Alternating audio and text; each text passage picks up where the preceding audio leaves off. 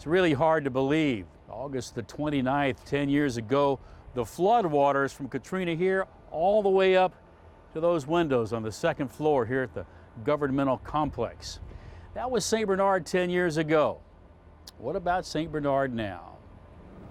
Some people are going to shed a many tears. I've already had grown men cry. Katrina's wrath laid waste to St. Bernard Parish, a place that had for many been home for generations. Every neighborhood here, no exceptions, underwater, as much as 20 feet in some places.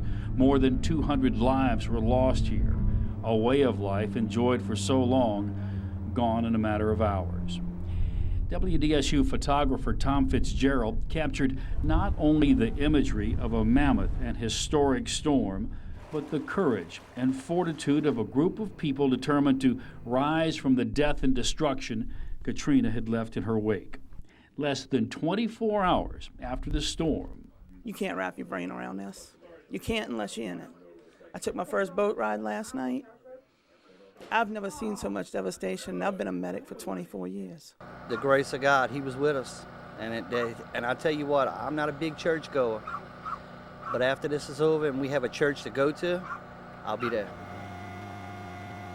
While much of the national attention focused on New Orleans and the Mississippi Gulf Coast, each facing their own epic struggle, St. Bernard Parish was all but forgotten in those first few days post-Katrina. Largely out of the sight of the world, a massive search and rescue effort unfolded. As the winds died away, the sheriff and fire departments salvaged what they could, then commandeered what they needed and began saving lives. Other parish personnel joined an armada of neighbors, moving quickly to find survivors. Isolated, cut off, St. Bernard came to its own rescue. We'll be back. When it should have been teeming with students, Chalmette High School bustled as one of the several evacuation centers for those pulled from the water or off of rooftops. Just out of the hospital following major surgery, Parish President Junior Rodriguez and the council actually governed from the roof of the parish building, home those first few days after the storm. Eventually, the entire parish government, what was left of it, packed up and moved to the ExxonMobil refinery by boat. Thank God, I'm a pack rat. Worldly possessions in a box. That's it. Yeah. That's it. So what happens now? I mean, We rebuild. Florida can do it every year. Why can't we do it? It'll be bigger and better. Works for me. It defied description, as if the scene weren't surreal enough all by itself. With precious little food or drinkable water, two huge ice trucks showed up at the ExxonMobil refinery. Ice in the midst of stifling heat. Seemed like a godsend. They arrived about the same time as FEMA representatives. Finally, and talk about surreal. They were literally going to take good ice, which, at the time was worth more than pure gold to these people, and waste it and dump it and make that truck leave the disaster area, or at least this part of the disaster area. No one could believe they were being told to dump ice onto the ground just to free up the trucks. And it didn't happen. The rest of them some bitches don't move. All right. We get that ice off and we get in the right place, then you move. I was told there are 37. I was told that there are 37 of these trucks in Baton Rouge. The trucks are staying here, okay? Why in the world would anybody throw ice on the ground in this situation under any circumstances? They shouldn't. The only people who are telling them to are the FEMA idiots. A decade later, standing in virtually the same spot, Vitter remembers the confrontation like it was yesterday. I just told them, look, this ain't happening. You can think you have whatever authority you want. You can call your federal backups. It's going to take them about 4.5 weeks to get through to here. So this isn't happening today or anytime soon. The two huge trucks were ultimately locked and put under guard. They did not move. The victory as much for the spirit as it was for the all-important ice. They're going to come back. These guys are good guys. St. Bernard's going to come back. Another spiritual lift just days out from the storm. Governor Kathleen Blanco landed at the refinery. For many, she was the first sign of real hope from the outside. there were tears. I'm so worried about you. Really making me so scared. I know, but we're still afraid. We're still afraid. I know, and it just seems like it gets worse every day. It's going to start getting better. I was crying. I was happy, of course. Wondered what she was going to do for us. And all she was telling us was, it's coming. They're coming.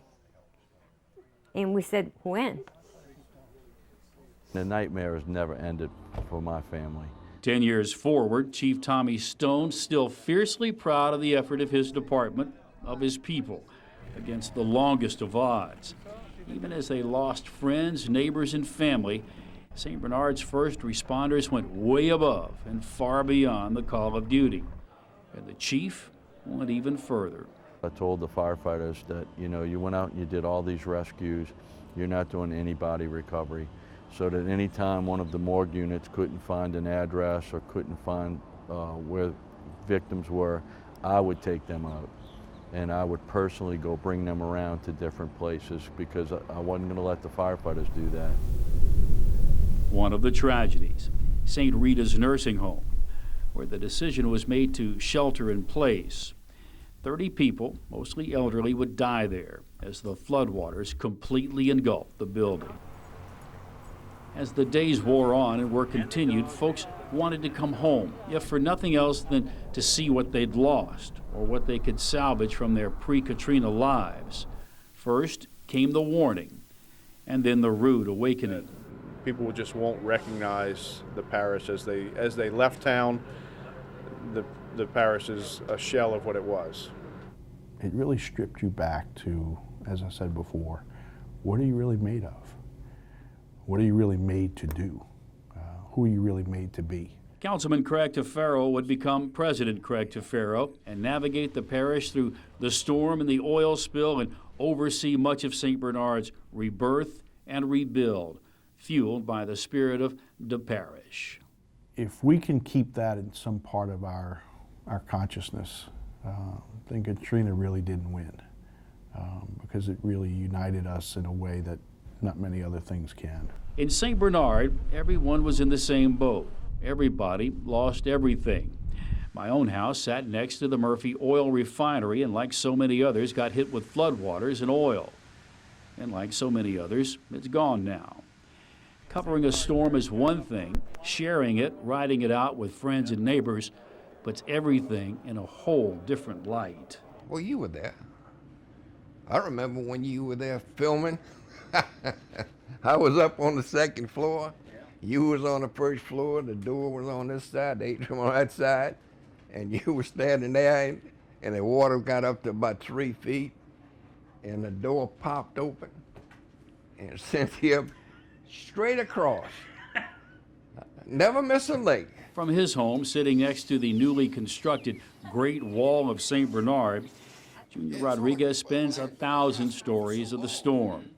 Barely able to get around as Katrina came ashore, he stayed his post through both physical and emotional pain.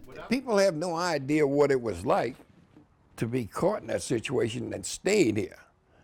I mean, it was like you went back to the beginning of time. Could anybody have been prepared for what happened? Well, not fully, but we all could have been better prepared. And I think the good news is we all are far better prepared now, federal, state, and local. St. Bernard has come a long way since the storm. Flood protection has improved, miles of new levees and concrete walls. Inside the flood protection, business is good. Many of the old families have returned. New ones have put down roots here. A new fabric is being woven in St. Bernard. But the vestiges of the storm remain. 10 years later, many of the scars have not healed. That will take a lot longer. The landscape of St. Bernard has changed, much of it for the better. Some things, sadly, may never return.